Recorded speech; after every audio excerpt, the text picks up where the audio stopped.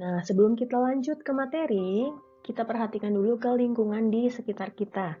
Mulai dari rumah yang kita tinggali, penghasilan yang diterima oleh orang tua kita, kendaraan yang kita miliki, entah itu mobil, motor, bahkan hingga transaksi jual beli sehari-hari kita, semua itu dikenakan pajak. Mungkin dari kalian semua ada yang pernah melihat mobil sport di jalan raya. Nah, itu di televisi mungkin atau di YouTube, kalau kita lihat artis-artis, banyak dari mereka yang memiliki mobil mewah ya, kendaraan mewah. Ada juga yang memiliki barang-barang branded, entah itu jam tangannya, tas, pakaian, atau sepatu. Semua itu yang tergolong barang-barang mewah itu wajib untuk membayar pajak. Jadi semua itu dikenakan pajak. Nah, hari ini kita akan membahas itu semua. Mulai dari pajak bumi dan bangunan, kemudian ada pajak pertambahan nilai, dan pajak atas penjualan barang mewah. Oke, kita langsung ajak materi ya. Oke, sekarang kita masuk ke yang pertama. Ada pajak bumi dan bangunan atau disingkat PBB. Pajak bumi dan bangunan ini adalah pajak yang dikenakan atas kepemilikan atau pemanfaatan tanah dan bangunan. Jadi di sini siapapun itu ya, baik itu seseorang atau badan usaha yang memiliki tanah atau bangunan, itu diwajibkan untuk membayar pajak bumi dan bangunan atau PBB. Nah, perhatikan di sini yang pertama ada subjek dari PBB ya, atau wajib pajak PBB itu siapa sih? Yaitu seseorang, pribadi, atau badan usaha yang memiliki dan memperoleh manfaat atas tanah dan bangunannya. Jadi seseorang atau badan usaha yang memiliki tanah atau bangunan, itu mereka masuk ke dalam subjek PBB. Mereka wajib membayar pajak bumi dan bangunan. Kemudian yang kedua, kalau tadi subjek, sekarang objeknya, objek dari pajak bumi dan bangunan. Yang pertama ada objek bumi. Objek bumi ini biasanya berupa sawah, ladang, kebun, pekarangan, dan tambang. Ya. Nah, selain objek bumi, ada juga objek bangunan. Jadi ini berupa bangunan. Baik itu rumah, bangunan usaha, gedung, pusat perbelanjaan, taman, dan kolam renang. Itu termasuk dalam objek bangunan. Nah, ternyata di sini ada juga yang tidak termasuk dalam objek pajak bumi dan bangunan. Nah, apa saja sih yang tidak termasuk dalam objek PBB ini? Yaitu ada tempat ibadah, rumah sakit, sekolah, museum, kuburan, peninggalan purba atau candi, kemudian ada juga hutan lindung, taman nasional, dan lain sebagainya. Tempat-tempat umum ini itu tidak termasuk dalam objek PBB atau tidak diwajibkan untuk membayar pajak. Nah, selanjutnya di sini ada dasar pengenaan pajak bumi dan bangunan. Di sini, dasar pengenaan pajak bumi dan bangunan itu adalah nilai jual objek pajak atau yang disingkat NJOP. NJOP ini atau nilai jual objek pajak ini adalah harga rata-rata atau harga pasar pada transaksi jual beli tanah. Jadi harga rata-rata atas tanah di suatu daerah ya. Misal di daerah A, harga tanahnya itu masih sekitar 300.000, sedangkan di daerah B, harga tanahnya itu sudah tinggi, sekitar 500.000 per meter persegi. Nah, itu merupakan NJOP ya, harga rata-rata atas transaksi jual beli tanah. Nah, di sini apa sih yang membuat harga rata-rata di suatu daerah tinggi atau harga rata-ratanya itu rendah? Nah, di sini ada dasar penetapannya. Ada dasar penetapan nilai jual objek pajak bumi ya, NJOP bumi. Dasar penetapannya apa? Yang pertama, tergantung letaknya ya. Apakah letaknya strategis atau tidak. Nah, semakin strategis letak dari suatu daerah tersebut, maka NJOP-nya akan semakin tinggi. Kemudian pemanfaatannya, peruntukannya, dan kondisi lingkungannya seperti apa. Itu merupakan dasar penetapan NJOP bumi. Selain dasar penetapan NJOP bumi, di sini juga ada dasar penetapan NJOP bangunan ya. Kalau bangunan di sini dasarnya apa saja nih yang membuat bangunan tersebut harganya semakin tinggi atau semakin rendah? Yang pertama, di sini dasar penetapannya ada bahan bangunannya. Kemudian kondisi lingkungannya seperti apa? Yang ketiga ada rekayasa dan letaknya ya, strategis atau tidak. Kemudian di sini yang tadi kan udah ada NJOP ya, nilai jual objek pajak NJOP. Di sini juga ada NJOP TKP atau nilai jual objek tidak kena pajak, NJOP-TKP. Ini merupakan batas nilai jual objek pajak atas bumi dan bangunan yang tidak dikenakan pajak. Itu namanya NJOP-TKP. Biasanya NJOP-TKP ini sudah ditetapkan di tiap-tiap daerah. Akan tetapi biasanya besar NJOP-TKP tiap daerah itu berbeda ya nilainya. Nah, di sini setiap wajib pajak itu akan memperoleh NJOP-TKP sebanyak 1 kali dalam 1 tahun pajak. Nah, jika si wajib pajak ini memiliki lebih dari 1 objek pajak, lebih dari 1 bangunan ya, atau lebih dari 1 tanah yang dia miliki, maka yang bisa mendapatkan pengurangan NJOP-TKP itu hanya 1 objek saja dengan nilai yang paling besar. Nah, sekarang kita lanjut ke cara menghitung pajak bumi dan bangunan. Gimana sih cara menghitungnya? Nah, sebelum kita masuk ke cara menghitung, kita harus tahu dulu rumus untuk menghitung pajak bumi dan bangunan. Jadi di sini ada rumusnya ya. Jadi PBB, pajak bumi dan bangunan itu rumusnya sama dengan tarif pajak dikalikan dengan NJKP. Tarif pajaknya ini biasanya 0,5%, kemudian NJKP ini nanti kita hitung dulu, ada persentase NJKP-nya, kemudian dikalikan dengan NJOP dikurangi dengan NJOP-TKP. Jadi ini rumus untuk menghitung pajak bumi dan bangunan. Kita lihat keterangannya di sini ya. Yang pertama ada tarif pajak ya, tarif pajak, ini tarif pajak ya. Biasanya itu besarnya ada yang 0,3%, itu merupakan aturan lama, dan juga ada juga yang besaran tarif pajaknya itu 0,5%. Ini masuk ke aturan baru ya. Jadi di sini kalian nggak usah bingung ya. Jadi tarif pajaknya pakai yang mana di sini? Pakai yang 0,3% atau 0,5%? Itu biasanya nanti di soal itu sudah disebutkan tarif pajak yang berlaku itu berapa. Apakah 0,3 atau 0,5. Jadi di sini kalian nggak usah bingung ya. Kemudian yang kedua ada NJKP. Nah, NJKP ini merupakan nilai jual kena pajak ya. Nah, besar NJKP ini itu juga sudah ditentukan ya. Di sini besarnya 20% untuk objek PBB dengan NJOP yang nilainya itu kurang dari 1 miliar. Kemudian besar NJKP itu sebesar 40% untuk perkebunan, kehutanan, pokoknya semua objek PBB yang NJOP-nya itu lebih dari 1 miliar, dia nilai NJKP-nya itu sebesar 40% ya. Kemudian di sini ada juga NJOP ya, ini NJOP. NJOP itu tadi sudah dijelaskan ya, nilai jual objek pajak. Kemudian NJOP-TKP ini juga sudah ditetapkan ya, nilai jual objek tidak kena pajak. Nah, untuk lebih jelasnya kita langsung ke contoh soal di slide selanjutnya. Oke, jadi di sini ada contoh soal ya. Tuan Ahmad memiliki tanah seluas 700 meter persegi. Harga jualnya setiap meter perseginya itu adalah 600.000. Nah, di atas tanah berdiri bangunan rumahnya seluas 600 meter persegi dengan harga jual 700.000 per meter. Di sini apabila ditetapkan persentase nilai jual kena pajak atau NJKP-nya itu 20%, maka hitunglah besarnya PBB yang terutang jika besarnya NJOP-TKP daerah tersebut adalah 24 juta dan tarif pajak yang dikenakan sebesar 0,5%. Nah, sekarang kita coba jawab ya. Pertama-tama, kita ingat-ingat dulu rumusnya. Rumus untuk menghitung PBB, pajak bumi bangunan, yaitu tarif pajak dikali NJKP atau nilai jual kena pajak. Tarif pajaknya tadi di sini pakai yang 0,5% ya. 0,5%, kemudian dikali persentase NJKP, kemudian dikalikan dengan NJOP dikurangi dengan NJOP TKP. Ini nanti dikurangi dulu. Oke, kita lihat satu-satu ya di sini.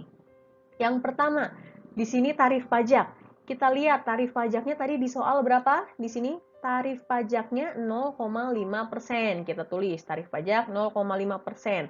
Kemudian di sini selanjutnya ada persentase NJKP ya. Persentase NJKP-nya tadi berapa di sini? Persentase nilai jual kena pajak NJKP itu 20%. Kita tulis di sini. Selanjutnya, kalau persentase NJKP sudah, kita lanjut ke sini. Ada NJOP, nilai jual objek pajak ya. nilai jual objek pajaknya kita hitung dulu ya. Kita lihat di sini tadi Tuan Ahmad itu memiliki tanah luasnya 700 meter persegi.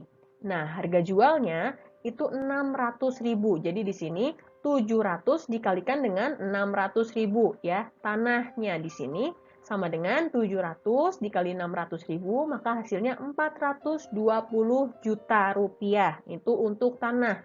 Nah, di sini tadi Tuan Ahmad selain memiliki tanah, di atas tanahnya juga berdiri bangunan rumahnya, yaitu seluas 600 meter persegi dengan harga jual 700.000 per meter. Kemudian di sini kita tulis, tadi kan tanah, sekarang bangunannya kita tulis. Tadi luasnya itu 600 meter, dikali dengan 700.000. 600 dikali 700.000, maka di sini hasilnya 420 juta.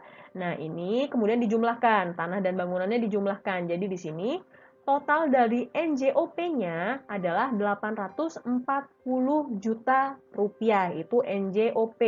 Jadi NJOP-nya udah ketemu, sekarang kita lihat lagi ada NJOP TKP.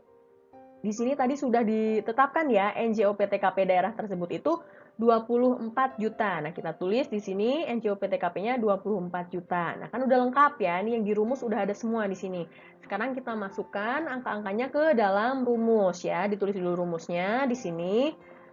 Yang pertama ada tarif pajak. Tarif pajaknya itu di sini 0,5%. Kemudian ada persentase NJKP. Persentase NJKP-nya di sini sebesar 20%. Kita tulis di sini. Kemudian lanjut, di sini ada NJOP.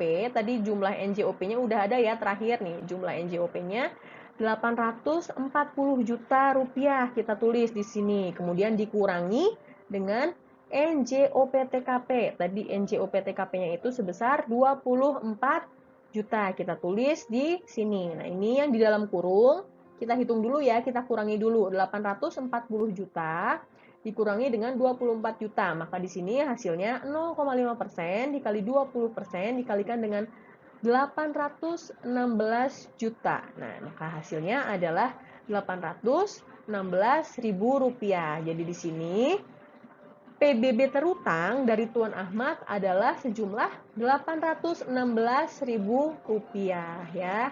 Sampai sini paham ya? Mudah ya untuk menghitung PBB. Nah, selanjutnya yang kedua di sini ada pajak pertambahan nilai atau PPN ya.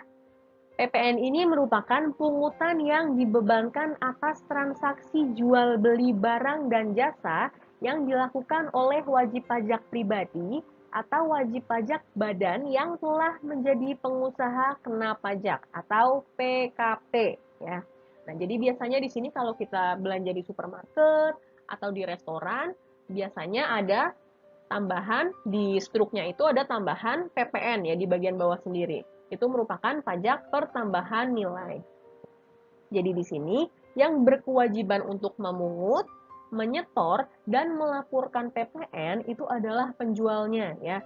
Jadi si pemilik supermarket atau si pemilik restoran tersebut yang berkewajiban untuk memungut, menyetor, dan melaporkan PPN. Tapi pihak yang berkewajiban untuk membayar PPN itu adalah konsumen ya.